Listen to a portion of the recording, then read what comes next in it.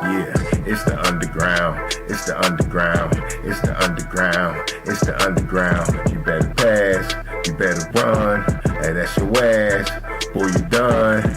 It's the underground, it's the underground, yeah, it's the underground, it's the underground. You better pass, you better run, and that's your ass. Boy, you done. Move the sticks, first down. You better not step out of bounds. You don't really want it, but you really need it. It's the underground, man, we undefeated. Michael Jackson couldn't beat it, fourth down, couldn't reach it, man, your squad about to lose it. Go ahead and face the music, flip a coin, you still lost. Pay the cost to beat the boss, turn your motherfucking lights off. Yeah, CTE, these niggas can't see me. Got your head fucked up, got the game locked up, and it's over for your ass. Fourth down, you better pass. You know what it is, you ain't gotta ask. It's the underground, it's the underground, it's the underground, yeah, it's the underground. You better pass, you better run, and that's your ass. Boy, you done.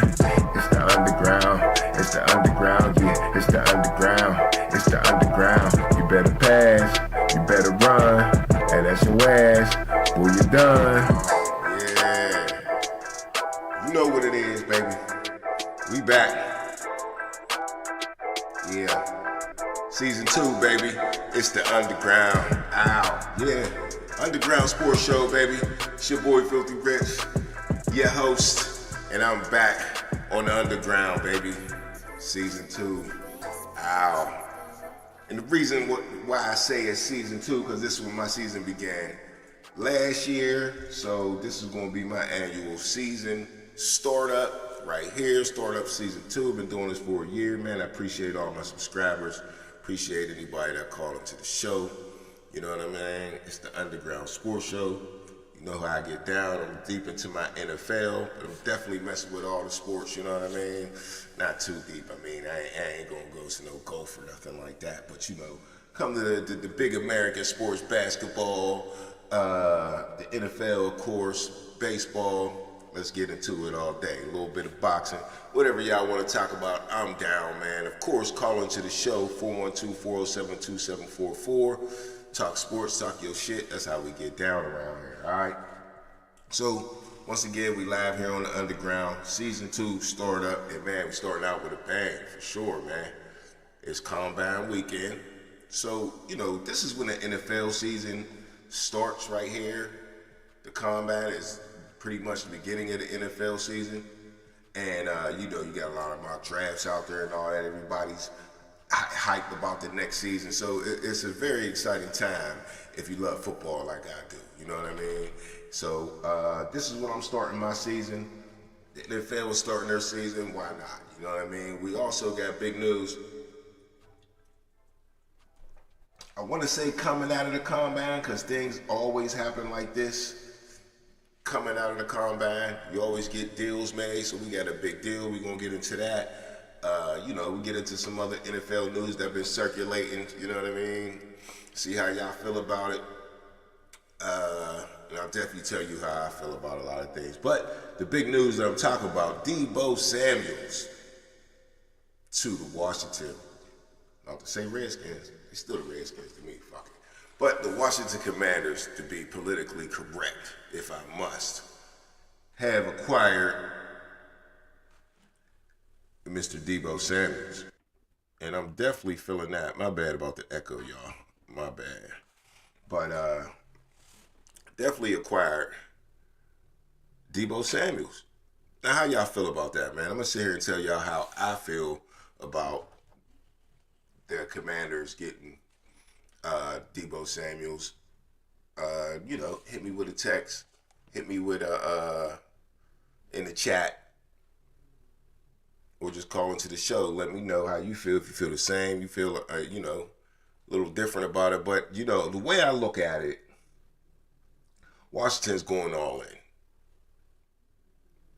But at the same time, I mean, I noticed I see they're going all in, but let me give you a little bit of the details. Of course, you've probably seen that Deebo Samuels went for a 5th round draft pick. That's wild to me. That's wild to me. He is pretty injury prone. I guess he's getting up there a little bit in age. I don't know how old he is. I'm going to guess he's at least 28, 29. He's been in the league for a good about 4 or 5 years at least. And he's been injury prone, but a 5th-round pick, that surprised me. So who in their right mind is not taking Deebo Samuels for a 5th-round pick? So it wasn't a stretch for the Redskins. Here I go. I knew I was going to do it. For the Commanders, it wasn't a stretch. So it sounds like that's where Deebo Samuels really, wanted to go. Because anybody would have gave up a 5th-round pick, right? He could have went to anywhere he wanted to go for a 5th-round pick. Any team's doing that. So, or I mean, and then that's 49er competition. They're in the same conference. Why do that? Did they do Deebo Samuels a favor? Did they send him to a contending team? I don't know. There's a lot out there to try to figure out. But Deebo Samuels is a Commander now, and I think he will be well utilized in Washington. As long as he don't come with the BS a little bit, he was having, his hissy fits being a diva. All receivers is divas, but they got Terry McLaurin out there. Terry McLaurin is the number 1 receiver, and he's still going to be the number 1 receiver over Deebo. To me, he's better than Deebo Samuels by far as a receiver. Now, Deebo Samuels brings a lot of value with being a tough runner and being able to play running back like he did in San Francisco, but that's kind of what got him in this position he's in now, overutilizing him. So do the Commanders?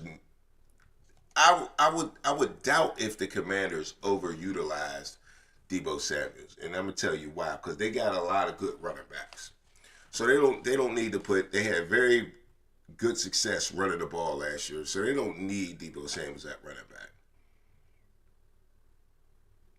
They don't need that. And if I was Deebo Samuels, I'd be done with that.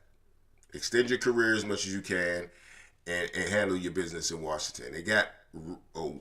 They're very good contenders. They have a good chance of winning the Super Bowl, especially with you there now. Solid number 2 receiver. Not calling Deebo a number 2 receiver, but that's what he's going to be in Washington if you want to fall in line and you want to win. Because Terry McLaurin's that guy. Running every route. Great in the red zone. Way better route runner than Deebo Samuels, if you ask me. So, yeah, he's still going to be the number 1 guy. Deebo's going to have to take the back seat and do it for the dubs. Not that he ain't going to get no balls, though, because he's going to get plenty balls thrown his way. Jaden Daniels is going to spread the ball out. Don't get it twisted. He did it last year. Sometimes you got to go elsewhere. When they double team Terry McLaurin, you got to go elsewhere. So Deebo's going to get his. But all I'm saying is he's going to have to play the back seat and not be no diva out there if you want things to work.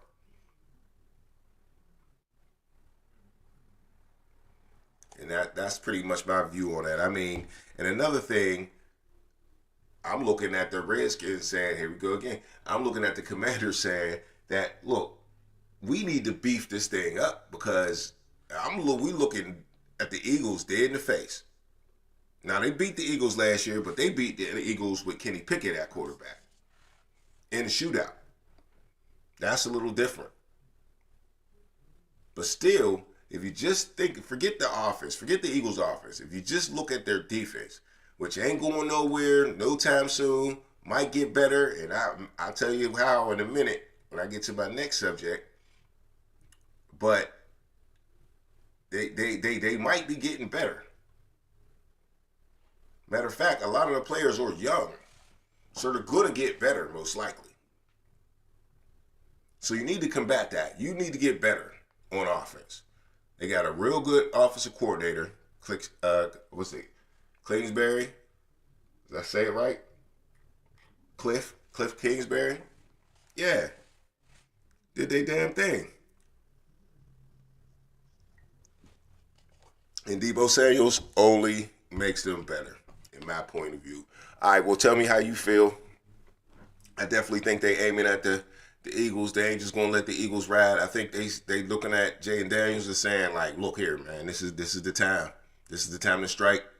When you're not paying him, this is the time to go pay other players, and let's strike right now. Let's try to hang with the Eagles. Let's see if we can catch the Eagles slipping. Excuse me. Yeah, let's see if we can catch the Eagles slipping. Feeling too good off of their Super Bowl. Let's see. All right, up next, man. I mean, like I said, coming up next, how the Eagles can get better is I want to talk about, a little bit of Myles Garrett is still sitting out there. Now, that's all we've been talking about for the past 2 weeks is Myles Garrett, how he threw in his paperwork and saying, hey, I'm putting my 2 weeks notice. I'm out of here, baby. Trade me. And that hasn't happened yet. We also have Matthew Stafford out there thinking they was going to trade him, but we'll see about that. I'll get to that in a minute. But, yeah, Myles Garrett sitting out there, and he could be an Eagle. And that's what I was saying about they might be getting better via trade themselves. The Eagles I could see Myles Garrett going to the Eagles. He's aiming to win a Super Bowl. But to me, I wouldn't go to a team like that. That's just me personally, because I think it's a cheap Super Bowl. You go to Philadelphia and win another Super Bowl out there. They already won a Super Bowl. They could have did that without you. That's just easy math, right? But he also could go to Commanders. He could go right to the other team that I was talking about, or with Deebo Samuels. They got the money.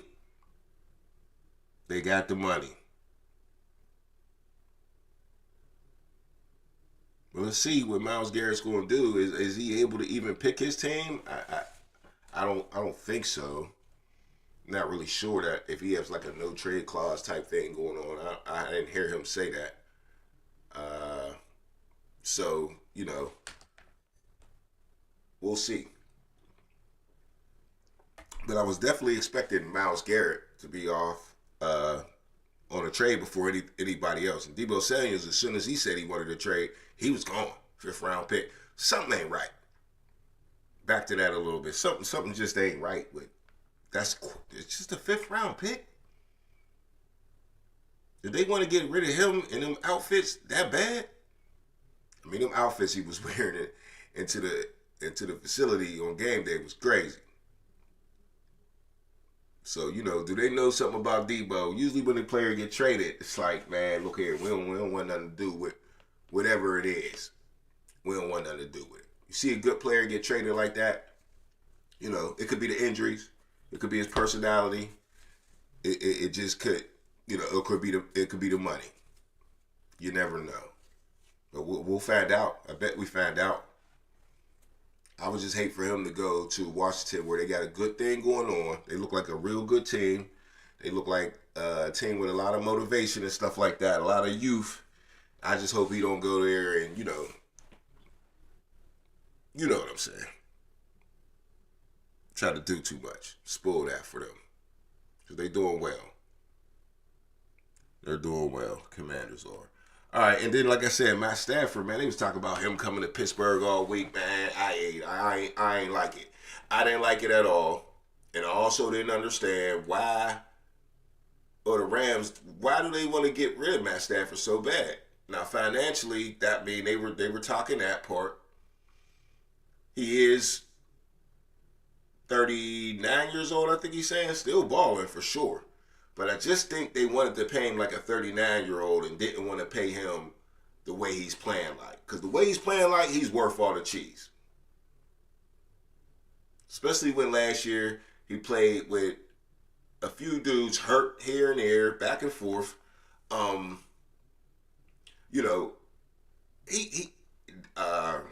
Both receivers were hurt. Cooper Kupp was hurt for a while. Then Puka was hurt for a while. And they got back together, they gelled together, they made the playoffs, and they made themselves look like the team I thought they was going to be all year. You know what I mean? So when they were, 2-4, I was saying they was the most dangerous team. And as soon as they get these receivers back, they'll be cool.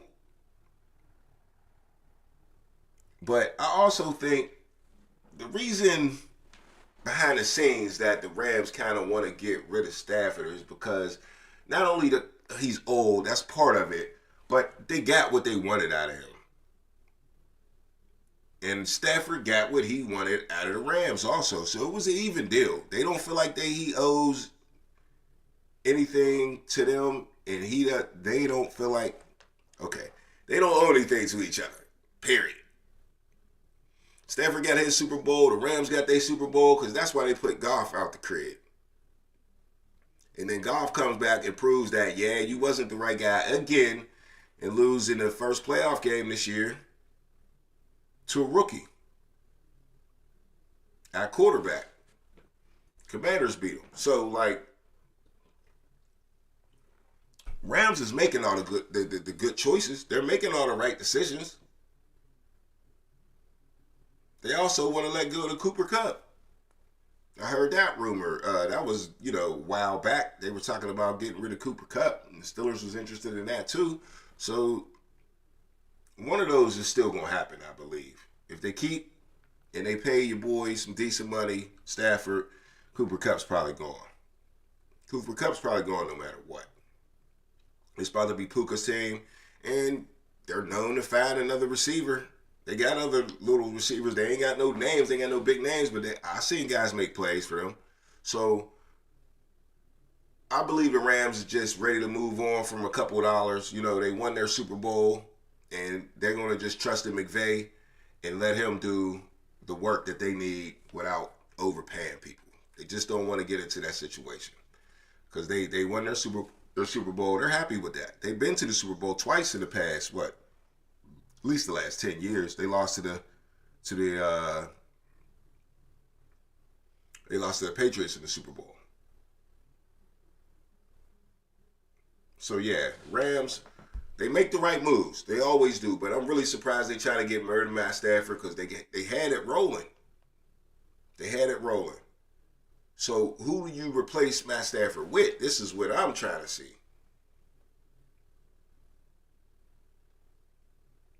I don't understand the plan. But they did come out and say, we really want Matt Stafford to be here. They just don't want to pay the guy. So it might take a while. But I just got this vibe. Matt Stafford's going to be there. Cooper Kupp won't. And that's that on that. All right. So moving on. This weekend, like I said, starting up the NFL season, the Combine, one of my favorite times of the year. Why I like the Combine so much, I don't know. Running around in your underwear, seeing who could jump the highest, run the furthest. I'm a competitor type person, you know what I mean? Hey, I went to a little baby Combine when I was in high school. I had fun. It's fun, competing. And the season's over. We ain't got nothing to look at. We ain't got nothing to pay attention to. So, boom, there we go. It's the Combine weekend. And I like how the Combine did it this year. I don't know if I missed it last year, but it was never like that before to where it was in prime time on Saturday night. And I like that. I like that a lot. There was nothing else on in the sports world to me. Football is always dominant. They said they had about 10,000 people in the stands. Of course, they gave away the tickets. You didn't have to pay to get in. But 10,000 people is a lot of people to watch some dudes run around in their underwear. That proves that the NFL is boss. That proves it. Other leagues, people they barely even watch their draft. But you got 10,000 people showing up to watch the Combine. And it's on prime time. I mean, NFL Network ain't got nothing else around this time to put on prime time. But it just used to be, Saturday morning. You had to wake up and watch that. But prime time, I was cool with that. Watching some 40-yard dashes, watching some drills. Of course, we had some players that didn't show up. Let me know how y'all feel about that. Not didn't show up, but wasn't going. Of course, the Colorado buddies, Travis Hunter and Shador Sanders, waiting to their pro day. Ashton Jeanty waiting till his pro day. We didn't see him. Scatterboo, I seen him get hurt. So he didn't get to run a 40-yard dash or finish the Combine. And that's why a lot of dudes don't want to go out there.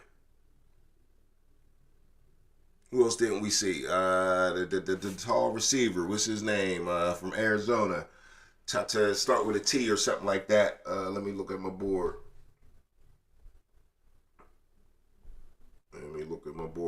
Yeah, the wide receiver from Arizona. He didn't run drills either. I didn't see him. McMillan. Tatario? I don't know how to say his name. Tetaroa McMillan. 6'5", 210 pounds. Didn't see him at the combine. He's supposed to be the best receiver coming out. Of course, Travis Hunter got something to say about that. But yeah. Number 6 on the big board. And he didn't go either. So of course a lot of dudes ain't gonna I ain't gonna say of course. It used to be maybe one dude, two dudes that didn't go. Cam Ward didn't go.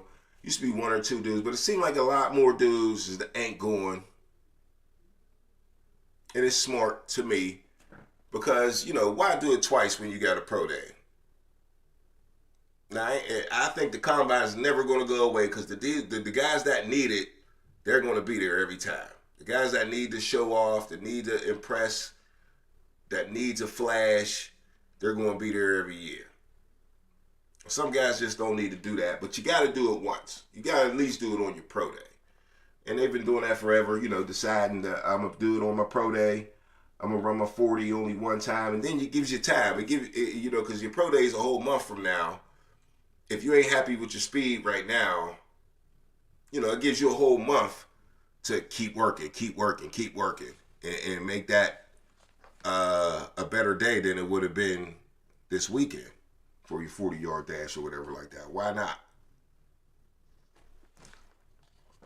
Team, if you that have a draft pick, of course the team's going to come to get you anyway. They're going to come get you anyway. We didn't see Abdul Carter either.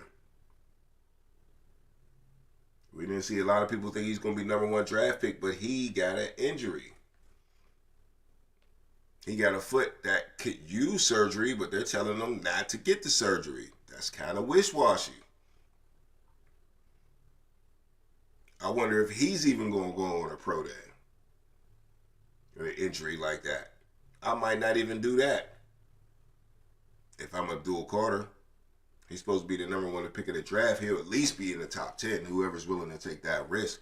But that's real risky, man. If you see the way he play, the way he bends that corner to get to the quarterback, that's a lot of footwork.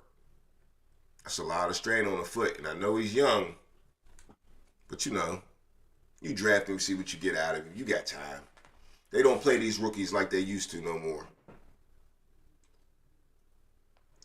Now that I think about it, they don't pay these rookies like they used to no more. So maybe somebody will jump up there and take that risk with Abdul Carter because he's definitely special. He's definitely special. But we seen another dude, Pierce Jr. What's his name? First name? James Pierce Jr. Ran a good 40 time. I want to say like a 4.47. Defensive lineman, edge rusher. That's why I do want to see Abdul Carter in his pro day to see if he can beat that 40 time because he was quick. Then I seen him in his drills. He was quick. James Pierce out of Tennessee. He was quick. And not only in the combine, I went and peeked this film. Yeah, he's like that. Big dude too. 6'5", 243. Yeah. He's like that. So that jumped out at me. What else? What else did I see at the combat that I really, really caught my attention? Jason Milroe. Now I'm not the biggest Jason Milroe fan. Is it Jason? What is it? Milroe. You know what I'm talking about. Alabama's quarterback. Very athletic. Don't get it twisted. But I didn't think he was a good thrower of the ball. I ain't about to bring up his stats right now, but I brought him up before, and they ain't got the greatest stats to me. And it ain't all about the stats because I ain't even a stat guy, but they don't even win a lot of games. And you at Alabama with a lot of good players, and not very successful at Alabama. So I just didn't like it. A lot of people got him in the mock draft, maybe going to, my Steelers. And I'm just not really feeling that. I mean, if you got Justin Fields sitting right there, why would you get a Jalen Milroe? Same type of quarterback, athletic, arm a little off though. I mean, you seen that in the real games, and then he went to the combine and did the same thing. I'm watching him throw passes, and I'm like, struggling. Throwing dudes out of bounds on deep balls, and this was no defenders. And you go back and watch it. Go to YouTube and get on, Jalen Milroe, and they'll show you every play from his combine drills, and you'll see what I'm talking about. You might like it though, but me personally, I'm not a fan. I ain't saying he's gonna be trash or nothing like that. He can't get better. But I'm just talking about right now, if I'm the GM, if I'm the coach, if I'm a scout looking at him, he just didn't get a high grade to me at all. But a lot of people love these dudes. This dude, he didn't run a 40 either. None of the quarterbacks ran a 40 except for the quarterback from Louisville. His name was like Scouch or something like that. He's the only only quarterback to run a 40-yard dash out of all the quarterbacks that showed up to the combine. Like I said earlier, a lot of dudes is just picking not to do it.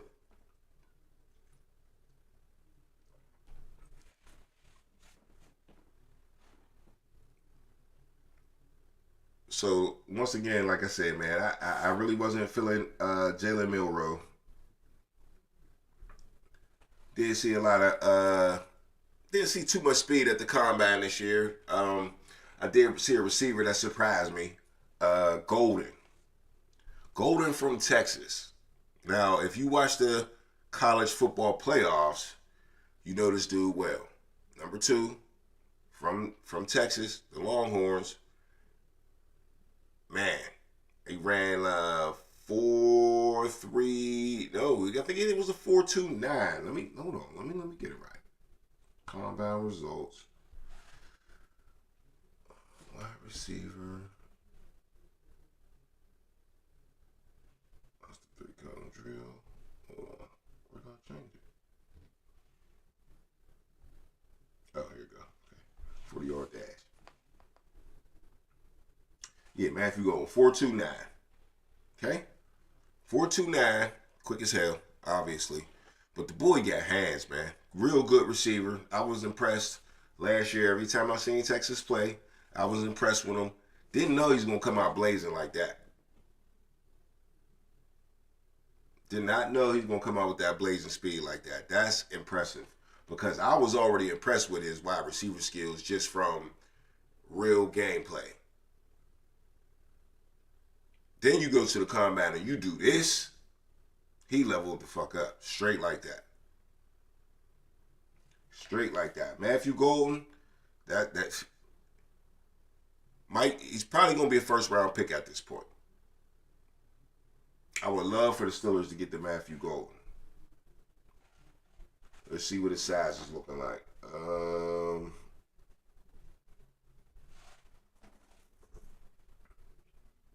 He is the number 5 receiver on the board, on the big board. Matthew Golden, 6 foot, 195 pounds. I love it. 9 touchdowns, 987 yards off the 58 receptions. That's a lot of yards off of 58 receptions. Just think about Emeka Egbuka, who a lot of people say the Steelers are going to get. He had 81 receptions and 1,011 yards. Your boy Matthew Golden had 58 receptions for 987 yards with 9 touchdowns. Excuse me. You see the difference? You see the difference? The difference is one of them had 12 and a half yards a catch. The other one had 17.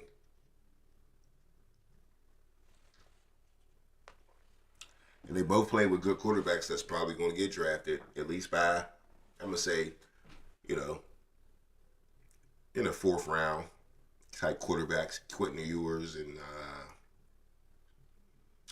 Dang, what's Ohio State's quarterback? Will Howard. He'll get drafted fourth, fifth round, something like that. Somebody might jump for Will Howard because he's a champion. He did play well. I didn't see him at the combine either. Wonder what that was about. Let me check. Let me see if I missed him. QB. Yeah. Okay. No, this is 40 time. That's all they showing though.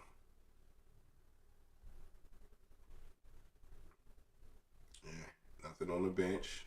Vertical. Did they jump? Yep. There's Will Howard. Yeah. So he was there. He was there. And I like Will Howard though. But like I said, I still think he's I think even if you jump for Will Howard, you in the third round. There's just a lot of good players out here. Brady Cook, no, not Brady Cook. Damn,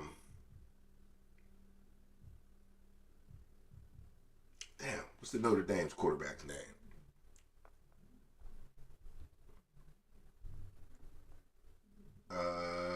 Damn, what's his name?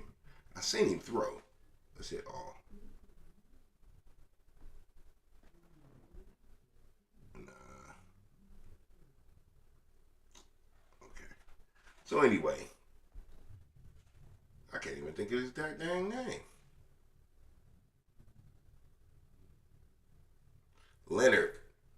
It's Leonard. Last name Leonard. I know that.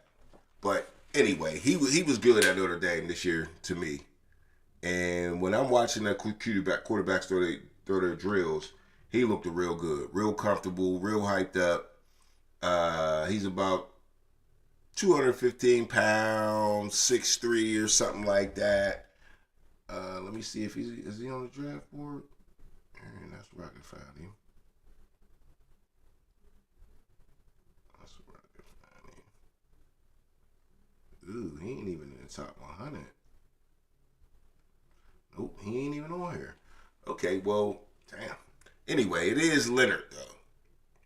He was looking good at the combine, for sure. Them throws, they was there. He was looking real confident. He didn't look like he was nervous at all. He was looking like he was made to do this shit. And that's the little things I be looking at when I'm scouting. One thing a quarterback gotta be is confident than a motherfucker. Real shit. Real shit. That's my number one attribute. Confidence. Because you got to shoot your shot at quarterback. Can't be no scary dude. None of that. You got to be willing to be the leader from day one as soon as you step on the field. You got to be willing to be the leader. You can't be looking around looking for somebody else to be the leader or groom you up. No, if you want to take over, you got to take over it immediately. If you're the quarterback. So yeah, I was liking Leonard a lot, but I didn't see Jackson Dart out there either. I could have missed that. I seen Ewers, I seen Jalen Milroe, and the other guys that was out there. The guy from Louisville, Cal McCord. Cal McCord looked good. Real strong arm. So yeah, man, the combine was enjoyable. I loved it. There was a lot of things I seen that I wanted to see, especially with the quarterbacks. The running backs were, man, getting into that. Running backs were phenomenal. We got a lot of good running backs. Who's going to be the man? Who's going to be the man? I mean, if Omarion Hampton,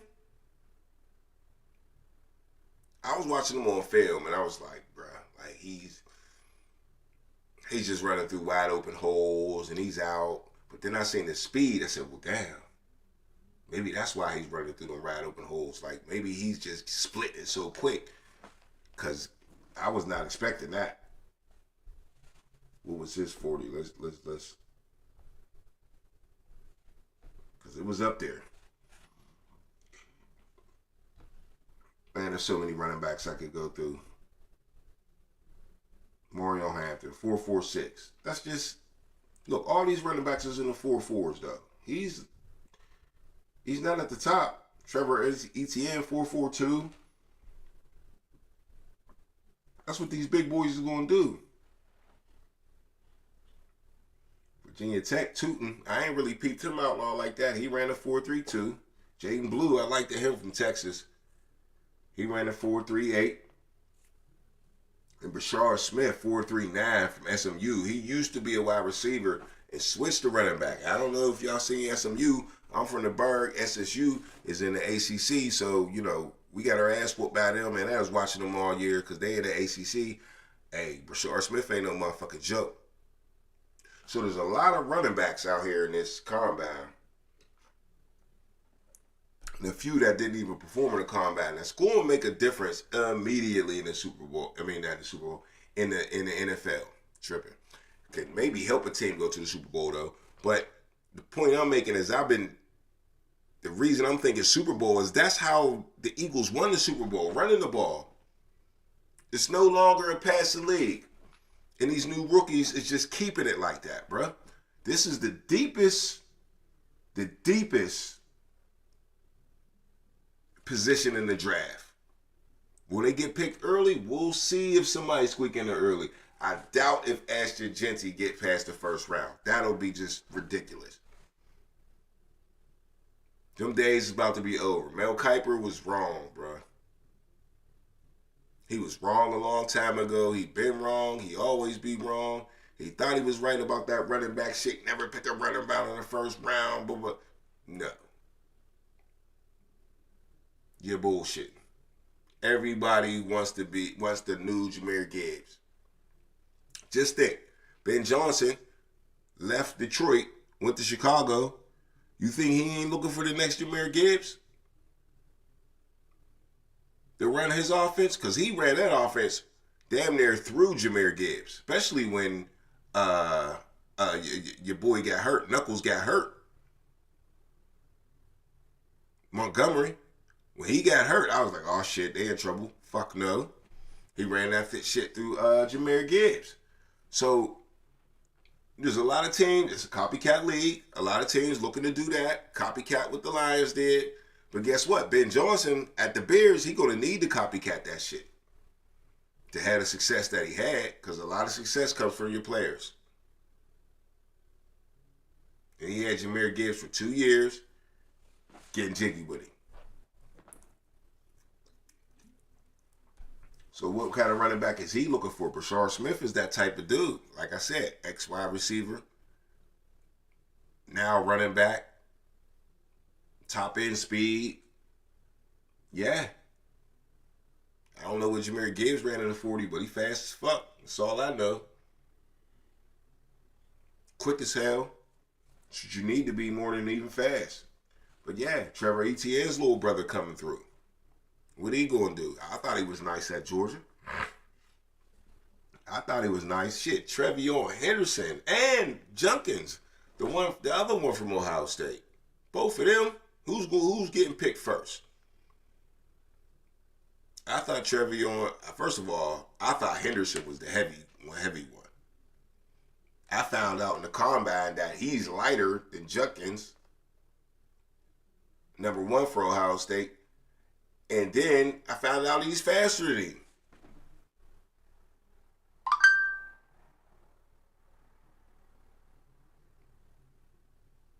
So yeah, which one of them's getting picked first?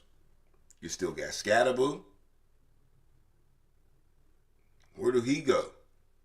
Does he help a team? I think so. His personality looks like he can help a team for sure. So yeah, man, these running backs.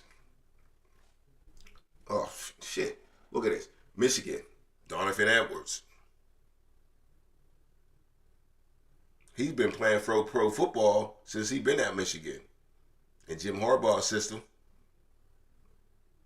He's been the second running back.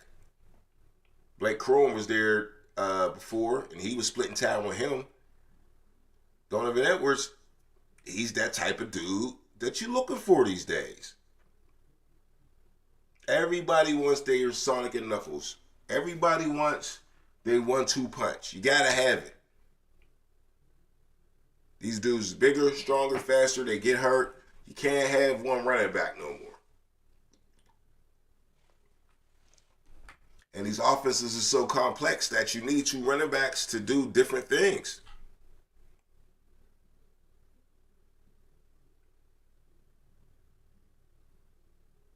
To do different things, you need multiple running backs. But yeah, man, like I said, man, I seen a lot in the draft. I ain't even get to the tight ends. We got multiple tight ends coming out this year. That's nice. Ham from Texas, the Fannin dude from Bowling Green that don't nobody know. Nice. I like what I seen in the combine. Go back and watch that. I think it's Brian. Is his name Brian Fannin? Big numbers. Crazy numbers.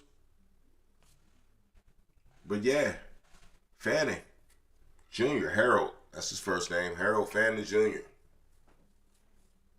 Bowling Green. The brother looked nice to me. Combine, looking smooth. Looking big. I like what I seen. Of course, Tyler Warren looked like a generational talent. Out of Penn State. Put up all type of receiver numbers. Just like Brock Bowers did. So yeah, tight ends coming strong too. So yeah, man, look, Combine Weekend was the shit to me.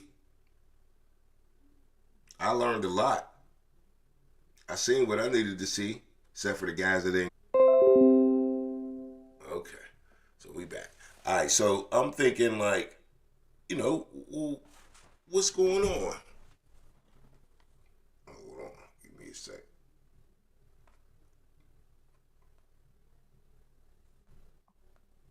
Make sure I'm still connected.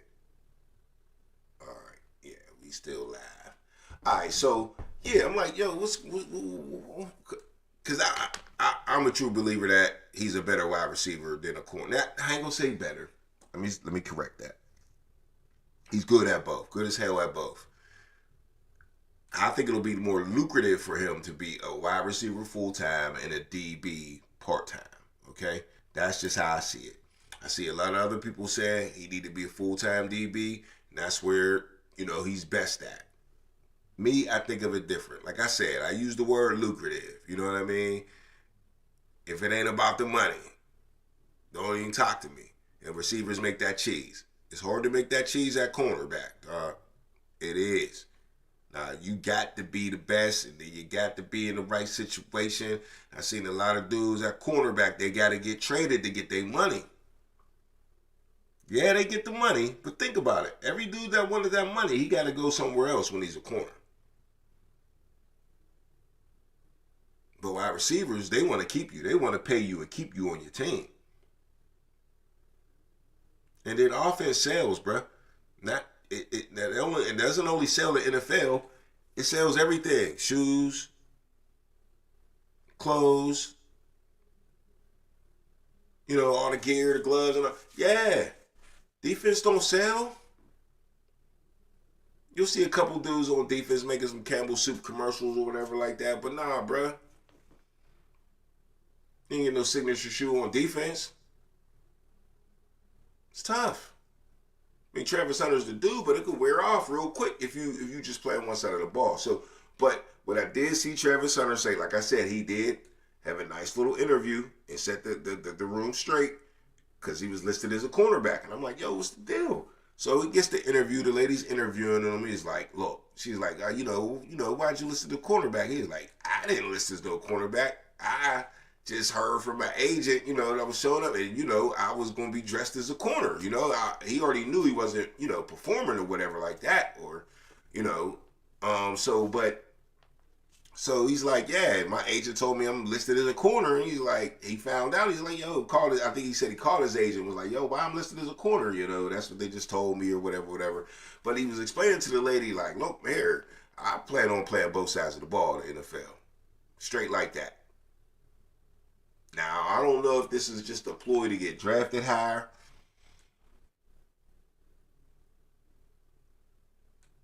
or he's just serious with it. I think he's the way he keeps saying it over and over. It's not the first time I heard him say it. But like I said, he reiterated why he wasn't listed as a wide receiver and cornerback. Because I guess the combine just had to list him as one. There ain't no doing both. Because who's going to do that anyway? So basically, he told her, look here, man, I'm here to play both sides of the ball. A lot of people don't think he could do that, but honestly, I think he's going to attempt it. I mean, we just talked about Deebo Samuels doing running back and wide receiver. And what happened? Got banged up.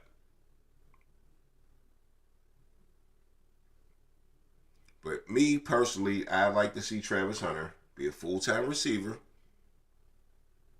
and be a nickel corner on defense when necessary. About 10, 12 snaps a game on defense.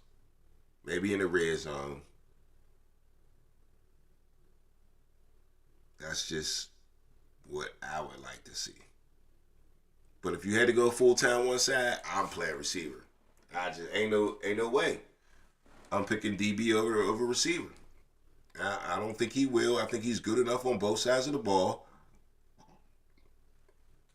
I think he's the best receiver in the draft. Everybody like dude out of Arizona, but look, when I see him play wide receiver, I get excited. When I see him play DB, look, DB, I said it last season.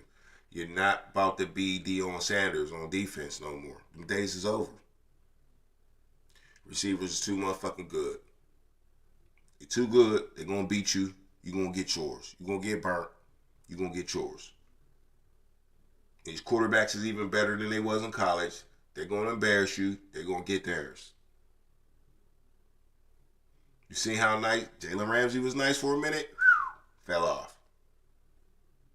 Don't last long at corner, bruh. As soon as you start to get a little old, start to catch up with you. But wide receiver, shit. Wide receivers be balling for years. It's a craft. You know, corners need to be young, athletic at all times. Especially these days. I'm telling you. So that's just my look at the Travis Hunter situation at the combine. Shador was walking around, you know, with his chains on, smiling at everybody, talked a little shit, you know, in the interviews. I liked that. You know, he's just, hey, apple don't fall far from the tree, man. It really don't. Apple don't fall far from the tree, and you know, he's out there letting them know. You know, the same thing happened to my dad. That's what he said. They talked about my dad. They didn't think my dad was going to be the man. And he was. They slept on him because of the way, you know, his personality and the way he acted and the way he talked a lot. They slept on him too. Now he's the greatest corner of all time.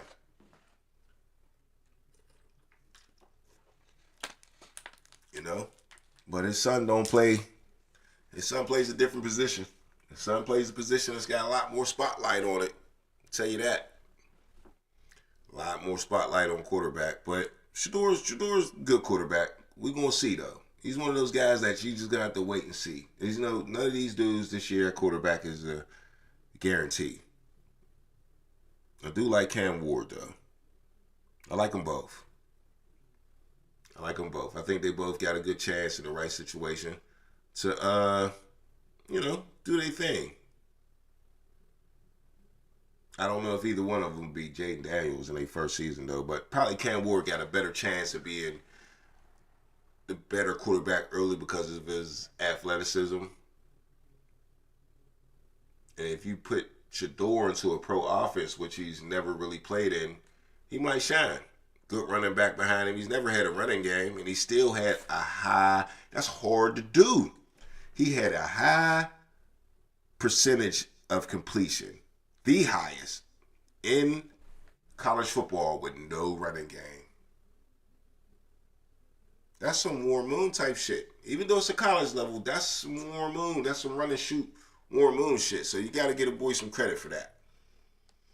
But that offense was built for him to shine. Dion got his son in prime position. And we're going to see what happens. Who knows when we'll get picked first, second, third. But seems like he's going to at least be a top 10 pick. But I like Shedeur, man. I like his personality. All that. I'm feeling it, man. All right, man. I mean, that's kind of really a lot I had on the NFL. I got, deeper into that I really wanted to. But like I said, man, call into the show anytime you watching, man. 412-407-2744. Leave something in the chat. You know what I'm saying? Even you listen to me the next day.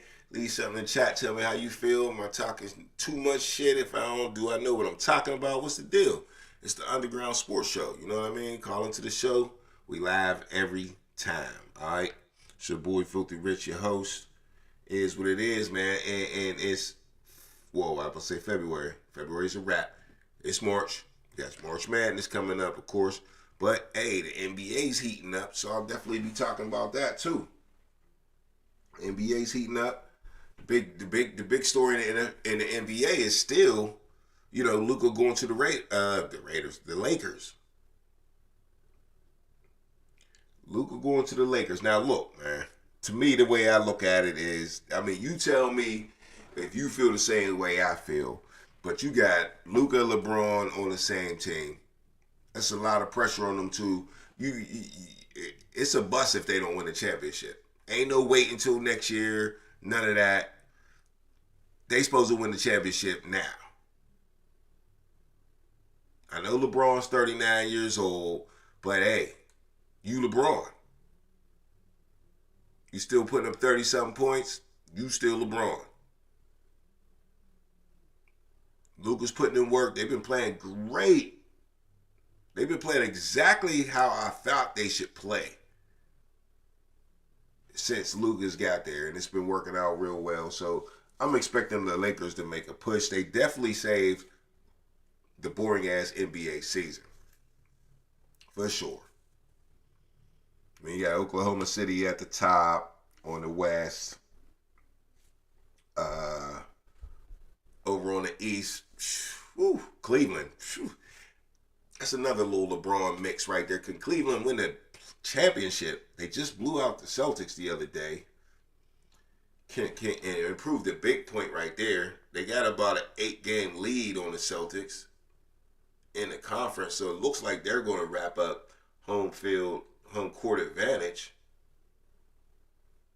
Can the Cavaliers win the championship without a LeBron James? And I'm going to say Cleveland basketball win a championship without LeBron James.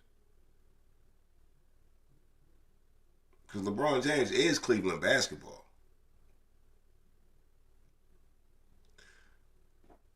So look, my question is to you. Leave something in the chat, man. Let me know how you feel about this question. Does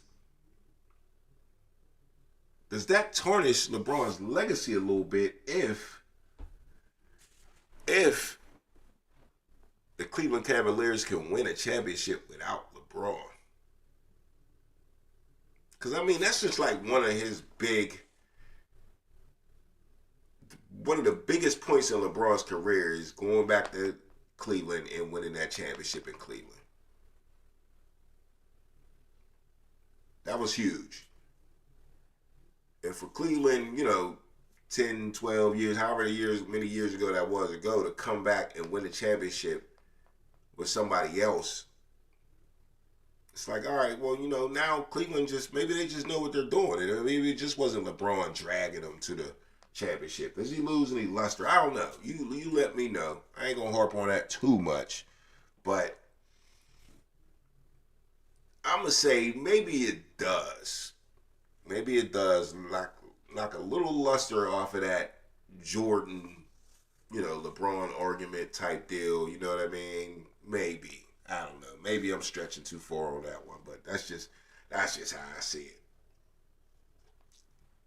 But hey, LeBron can squash all that by doing what the fuck he's supposed to do. When you got a guy like Luka with you, hooked you up with a little low-key dream team out of nowhere. Go ahead and handle your business, LeBron. You ain't got to worry about that shit. Like I said, OKC, that's team though, man. I mean, you know, super teams ain't what it is no more a little bit, but it's more about like having a real good bench, seem like to me in the NBA. You got real good guys coming off the bench. You got a whole squad coming off the bench. That's how you need to win in these NBA days. Star player ain't dominating. Look at Booker and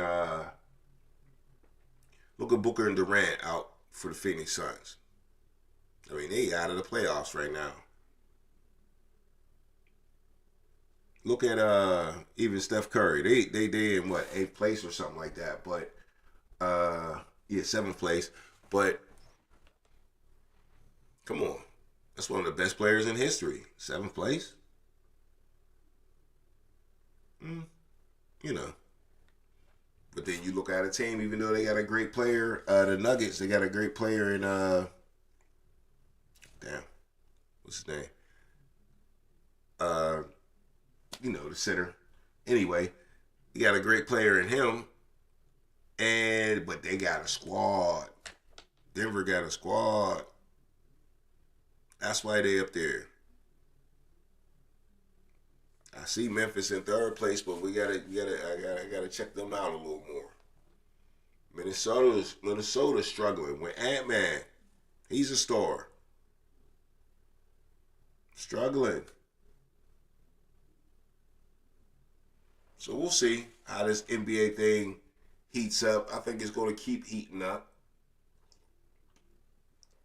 NBA definitely saved themselves with this Luka and LeBron trade. It made people pay attention, like I said, and it is what it is.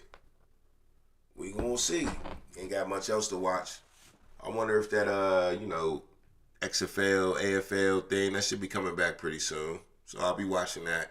I don't know about y'all, but that's good football. Go ahead and pay attention to it. I'm telling you right now, it ain't bad football. Not at all. Good coaches, good players, quarterbacks, That's the part that's hurting them right there. But if they get some quarterbacks to hang around and stick on teams and play for a while on certain teams and not really strive to go to the NFL, they'll play better and it'll look better. I enjoyed that the last 2 years, so it should be there. But all right, 2 more things before I get out of here, man. 2 things I seen in the news that's pretty big on the NFL level. The chain gang is out of here, baby. No more old men holding chains, getting ran the fuck over. They gonna be on the sideline for backup because they bringing in this new technology, bruh. They bringing in this new first down technology. Finally, they using a laser to measure the first down. All right, so let me read this to you before I get out of here. The NFL expects to adopt. It's not guaranteed. I think they're gonna play with it in the preseason, but usually when they say that, they stick to it. But it expects to automated measurement to potential first down calls in 2025. League officials told reporters on Wednesday, but fans will still have plenty of chances to get irrationally upset at the human refs. Why? Because they say the refs are still going to spot the ball.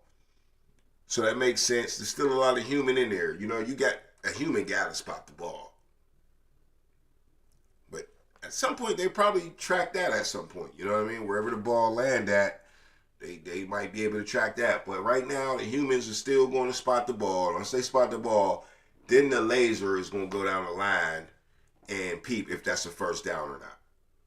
So if you ever notice, man, when's the last time you seen the chain gang actually come out there and be like, put the chains down in the NFL? We know we see it in Little League, high school and all that. But, I mean, that just popped up in my mind. I haven't seen that in so long. Where the chain gang, I mean, you see them on the sideline holding the sticks, but they don't run out there and, like, measure too much no more. They usually spot it and be like, shit, first down, or else. Now, they might go to instant replay and move the ball, but you never see the chains run out there no more. Maybe I'm tripping. Tell me if I'm tripping. I watch a lot of football. I might be looking the other way, getting a beer or some shit like that, but I ain't seen that.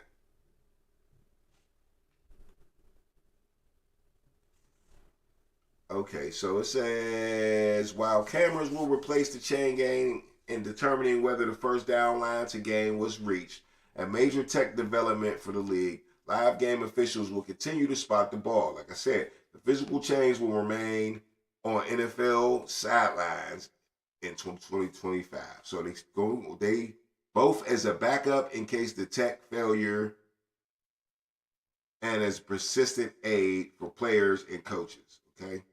So I guess they say they're gonna be talking to people. I don't see that happening, but whatever. They'll be there in case the tech falls off. The NFL tested the Sony Hawk Eye technology during the 2024 preseason. Okay. So they already tested it. So I guess it's going into effect. Though some complained about the time required for certain checks, according to the NFL data, the automated process takes an average of 30 seconds compared to 75 seconds for the existing manual process. The league said that average of 12 old school measurements were made during each week of the regular season. So I'm wrong. I missed it, but it still don't happen as much as it used to. The league said on an average of 12 old school measurements were made during each week of the regular season. So there's probably a good, 9 games every week. So it's happening, once a game? One and a half times a game? Maybe. I don't know. That sounds pretty wild to me because I don't see it that much. But yeah, it is what it is, man. The Sony Hawk technology is coming to the NFL, and it should make it quicker. I don't know if we'll even notice it on the field. I didn't notice it in the 2024 preseason. They didn't say nothing about it. But yeah, it's officially taken over, and that's a step towards moving a little faster and just technology being able to do that. They definitely need to do that on the goal line. They need to come up with something in the ball to where they just automatically know that you crossed the goal line. I mean, I always like the human effect to it, but we know technology at the end of the day is gonna get theirs. They're gonna get it. All right, on another level, in baseball. Baseball is coming up with a challenge system. Now this is wild to me.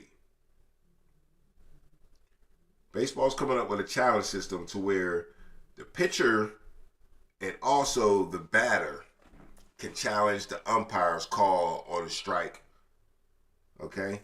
So here, let me read it real quick. In Major League Baseball, the pitch challenge rules allow players to challenge ball and strike calls made by the umpire. The challenge system is called the Automated Ball Strike Challenge System. Okay? So what I heard about it is immediately after the pitch, immediately after the call, strike, the player or the pitcher, if it's a ball, the pitcher's going to do it if it's a ball. Of course, the player's going to call it if it's a strike. If you watch a strike and call a strike, man, that was kind of low. Tap your helmet. Tap your hat or your helmet, and you get the challenge to play. Okay, so it says rules here. The batter, catcher, oh shit, I didn't say the catcher or pitcher can challenge a call. The challenge must be made immediately after the umpire call. The player must tap the helmet or hat to indicate the challenge. A successful challenge overturns the umpire's call, and the team keeps the challenge. All right? So, yeah. The results of the challenge are displayed on the scoreboard and the television broadcast. Okay? So, yeah. They're including all that. Let you know the ref fucked up. All right? Or called the right play. So yeah, I think that's interesting. That's definitely a new twist of baseball. Is it necessary? Why not? Everybody's challenging plays. I think they were already challenging plays somewhat in baseball. Don't get me fucked up like I know, but yeah, there's definitely some type of challenge in baseball. They're definitely using some replay already. So yeah, this is just the next step. Doesn't really include any technology though. You just say, hey man, I thought that was a strike. Let's take a look at it. Now, how many of them do you get a game? I don't think they told me that. It says something like a failed challenge results in a team losing a challenge. So you lose it. I think you only get one.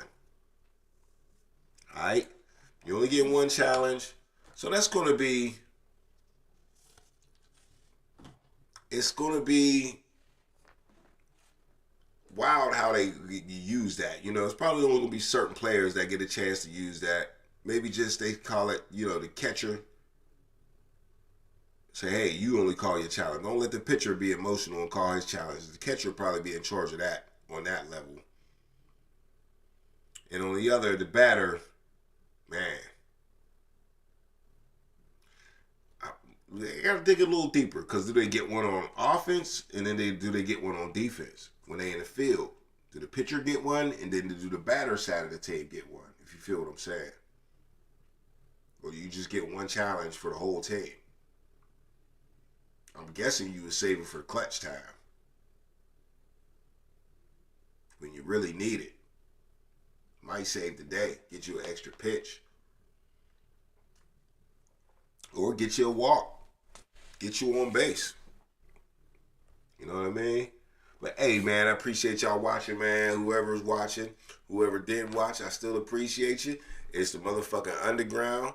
Next time, call into the show. Leave it in the chat. Tell me if I'm tripping. Tell me if I'm not. It is what it is. It's your boy Filthy Rich, man. And like I said, man, look, I'll be here. It's the Underground Sports Show, baby. Holla at me.